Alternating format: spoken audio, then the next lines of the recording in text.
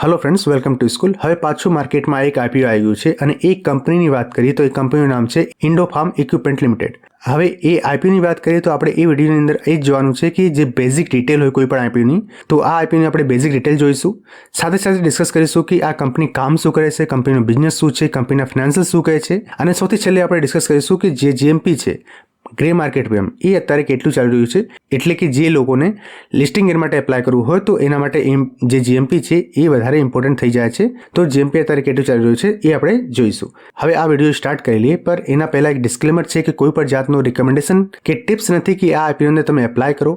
Just education purpose માટે આ video છે અને એના માટે તમે આ વિડીયો ગો થ્રુ કરી શકો છો। બાકી જે ડિસિઝન છે કે આ આઈપીઓની અંદર તમે એપ્લાય કરવાનું છે કે નથી એ તમારે જાતે લેવાનું રહેશે। તો હવે ફર્સ્ટ ઓફ ઓલ આપણે આવી જઈએ જે બેઝિક ડિટેલ છે આઈપીઓની એના ઉપર। તો તમે બેઝિક ડિટેલની અંદર તમે જોશો તો આઈપીઓ સ્ટાર્ટ થવાનો છે 31 તારીખે અને બીજી તારીખે એટલે કે 2 જાન્યુઆરી આ આઈપીઓ ક્લોઝ થઈ જશે। ફેસ વેલ્યુની વાત કરીએ તો 10 રૂપિયા પર શેર છે।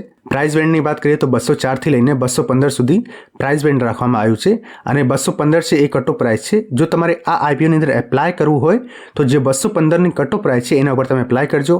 અને લોટ સાઇઝ જોઈએ તો લોટ સાઇઝ છે 69 શેરના, એટલે કે એક લોટ છે એ 69 શેરના રહેશે। ટોટલ ઇસ્યુ સાઇઝ એટલે કે ટોટલ જે આઈપીઓ છે એ કેટલાનું રહેશે, 260.15 કરોડનું આ ટોટલ આઈપીઓ રહેશે। અને એમાંથી જે ફ્રેશ ઇસ્યુ છે એ 184 કરોડ છે, એટલે કે જે ફ્રેશ ઇસ્યુ એટલે કે જે 184 કરોડ છે એ ટોટલ જશે કંપની જોડે અને એનો યુઝ કંપની એમના બિઝનેસ માટે કરી શકે છે। બાકી જે ઓફર ફોર સેલ છે 75 કરોડ એ કંપનીના જે પ્રોમોટર્સ છે, કંપનીના જે માલિકો છે એમને જોડે જશે। હવે લિસ્ટિંગની વાત કરીએ તો એનએસસી અને બીએસસી બંને પ્લેટફોર્મ ઉપર આ આઈપીઓ લિસ્ટ થશે। હવે આપણે નેક્સ્ટ ટાઈમલાઈન ઉપર આવી જઈએ તો ટાઈમલાઈનમાં તમે જોશો કે 31 તારીખે આ આઈપીઓ ઓપન થવાનું છે, પાછું જ આપ્યું છે, અને પછી ક્લોઝ થવાનું છે 2 તારીખે, એલોટમેન્ટ મળશે 3 તારીખે, રિફંડ થઈ જશે 6 તારીખે। જે લોકોને આ આઈપીઓ ના લાગ્યું હોય એ લોકોને એ જે પૈસા છે એ રિફંડ થઈ જશે 6 તારીખે। અને ડીમેટ એકાઉન્ટની અંદર 6 તારીખે તમારે આ જે શેર્સ છે એ ક્રેડિટ કરી દેવામાં આવશે જો તમને આ આઈપીઓ લાગ્યું હશે તો। લિસ્ટિંગની વાત કરીએ તો 7 તારીખે લિસ્ટિંગ છે અને નીચે આપ્યું છે યુપીઆઈ મેન્ડેટ, એટલે કે બીજી તારીખે 5 વાગ્યા સુધી તમારું જે પેમેન્ટ હોય એ તમે પેમેન્ટ કરી દેજો, અધરવાઇઝ તમારું જે આઈપીઓ છે એ રિજેક્ટ થઈ જશે। હવે નીચે આપણે જોઈ લઈએ રિઝર્વેશન કે કયા કેટેગરી માટે કેટલું જે શેર છે એ રિઝર્વ રાખવામાં આવ્યું છે। તો એમાં તમે જોશો ક્યુઆઈબી માટે 50%, રિટેલ કેટેગરી માટે 35% અને એચએનઆઈની અંદર વાત કરીએ તો એચએનઆઈ માટે 15% એ જે શેર છે એ રિઝર્વ રાખવામાં આવ્યું છે। હવે ઇન્ડોફાર્મ ઇક્વિપમેન્ટની જે લોટ સાઇઝ એટલે કે પૈસા કેટલી જરૂર રહેશે એ પૈસામાં તમે જોશો, રિટેલ કેટેગરી જોશો તો રિટેલ કેટેગરી અંદર તમારે 14,800 રૂપિયાની જરૂર રહેશે એક લોટ માટે એપ્લાય કરવું હોય તો। મેક્સિમમ તમે 13 લોટ સુધી એપ્લાય કરી શકો છો અને એના માટે જરૂર રહેશે 1,92,000 રૂપિયાની। અને સ્મોલ એચએનઆઈની વાત કરીએ તો એના માટે તમારે 14 લોટ માટે એપ્લાય કરવાનું રહેશે અને ટોટલ 2,60,000 રૂપિયાની જરૂર રહેશે। અને મેક્સિમમ તમે 67 લોટ માટે એપ્લાય કરી શકો છો અને ટોટલ 68 શેર કે એનાથી વધારે લોટ માટે જો તમે એપ્લાય કરો તો તમે બિગ એચઆઈની અંદર આવી જશો અને ટોટલ જો અમાઉન્ટની જરૂર રહેશે એ જરૂર રહેશે 10,08,000 રૂપિયાની।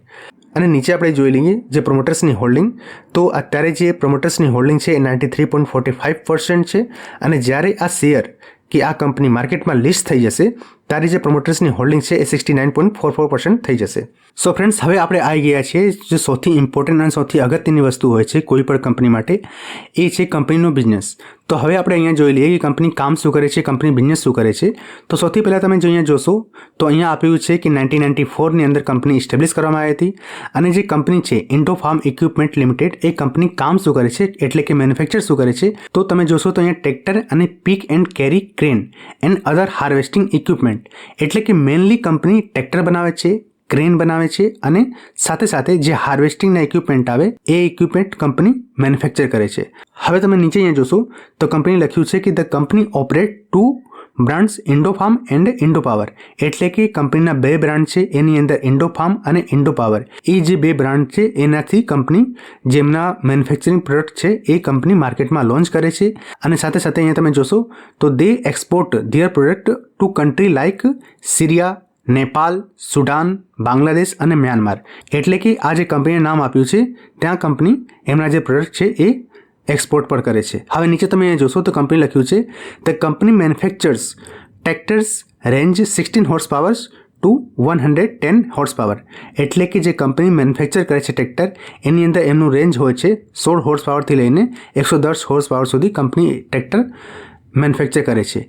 And pick and carry crane range 9 to 30 ton, એટલે કે જે ક્રેનની કેપેસિટી છે એ 9 ટનથી લઈને 30 ટન સુધી જે ક્રેન હોય એ કંપની મેન્યુફેક્ચર કરે છે. અને આ પેરેગ્રાફની સૌથી નીચે તમે જોશો તો એમાં કંપની લખ્યું છે the company has 12,000 tractors and 1280 peak and carry crane product capacity annually. એટલે એક વર્ષની અંદર કંપની 12,000 સુધી ટ્રેક્ટર મેન્યુફેક્ચર કરી શકે છે. અને ક્રેનની વાત કરીએ તો ટોટલ 1280 એટલે કે 1280 ક્રેન કંપની મેન્યુફેક્ચર કરવાની કેપેસિટી રાખે છે. હવે તમે સૌથી નીચે અહીંયા જોશો તો કોમ્પિટેટિવ સ્ટ્રેન્થ આપ્યું છે. એની અંદર ફર્સ્ટ આપ્યું છે fully integrated and establish manufacturing setup. Second આપ્યું છે well educated and experience management. Third છે in house NBFC setup. Fourth છે મેન્યુફેક્ચરિંગ વાઇડ રેન્જ ફોર્થ આપ્યું છે manufacturing wide range of product. અને ફિફ્થ છે product accepting in multiple countries and wide variety of financial institution. આ જે કંપનીના strength છે એ કંપની લખ્યું છે. તો હવે આપણે જોઈ લીધું કંપની કામ શું કરે છે, કંપની મેન્યુફેક્ચર શું કરે છે અને કંપની કયા કયા કન્ટ્રીઝની અંદર કંપની એમના જે પ્રોડક્ટ છે એ એક્સપોર્ટ કરે છે. એટલે ટોટલ જે બિઝનેસ છે એ આપણે થોડુંક ઓવરવ્યૂ કરી લીધું. હવે આપણે જોઈ લઈએ કંપની જે ફિનાન્શિયલ છે એ શું કહે છે. તો ફિનાન્શિયલમાં તમે ડેટા જોશો તો જે કંપની ડિટેલ પ્રોવાઈડ કરી છે એ છે માર્ચ 2022થી લઈને જૂન 2024 સુધી. અને એની અંદર તમે જોશો તો એસેટ્સ આપ્યું છે જે માર્ચ 2022ની અંદર એસેટ્સ છે 619 કરોડની. એ અત્યારે જૂન એટલે કે જે ફર્સ્ટ ક્વાર્ટર છે 2024નું ત્યાં સુધી કંપનીના ટોટલ એસેટ્સ છે એ 644 કરોડનો છે. એટલે કે ટોટલ જે એસેટ્સ છે એમાં કોઈ ખાસ ગ્રોથ નથી. જે 619 કરોડના એ હવે વધીને 644 કરોડના થઈ ગયા છે. અને જો રેવન્યુની વાત કરીએ કંપની જે ટોટલ રેવન્યુ કેટલું જનરેટ કરે છે એના બિઝનેસથી કે ટોટલ કેટલું ઇન્કમ જનરેટ કરે છે, કેટલું અર્નિંગ થાય છે એ તમે જોશો. માર્ચ 2022ની અંદર 352 એટલે કે 352 કરોડની હતી. અને 2023ની વાત કરીએ તો 371 કરોડ, 24ની વાત કરીએ તો 375 કરોડ. એટલે કે ટોટલ જે રેવન્યુ છે એ ઇનલાઇન દેખાય છે 352, પછી 371, પછી 375. એટલે કે ટોટલ ઇનલાઇન છે. કંપનીના કોઈ રેવન્યુમાં કોઈ ખાસ ગ્રોથ નથી. જે એક ફ્લેટ પરફોર્મ કહેવાય કે ફ્લેટ પરફોર્મન્સ આપ્યું છે. અને જે જૂનના જે ફર્સ્ટ ક્વાર્ટર છે એની અંદર જે રેવન્યુ છે એ 75 કરોડનું છે. હવે નીચે તમે અહીંયા જોશો તો પ્રોફિટ આફ્ટર ટેક્સ આપ્યું છે એટલે કે નેટ પ્રોફિટ આપ્યું છે. એમાં તમે માર્ચ 2022ની અંદર 13 કરોડનું, પછી 15 કરોડનું, પછી 15.6 કરોડનું અને અત્યારે જે જૂનની ફર્સ્ટ ક્વાર્ટરની વાત કરીએ તો 2.45 કરોડનો દેખાય છે. અને એની નીચે વોરિંગ્સ આપ્યું છે જે તમે જોઈ શકો છો કે માર્ચ 2022ની અંદર 275 કરોડનો હતો એ અત્યારે 245 કરોડનો દેખાય છે. હવે સૌથી છેલ્લે આપણે આવી ગયા છે GMP ઉપર. તો અહીંયા તમે જોઈ શકો છો કે ઇન્ડોફાર્મની જે પ્રાઇસ છે 215 કે જે કટ ઓફ પ્રાઇસ છે 215 એ આપ્યું છે. અને એના ઉપર જે રૂપીઝની વાત કરીએ તો GMP ઇન રૂપીઝ આપ્યું છે 55 રૂપીઝની.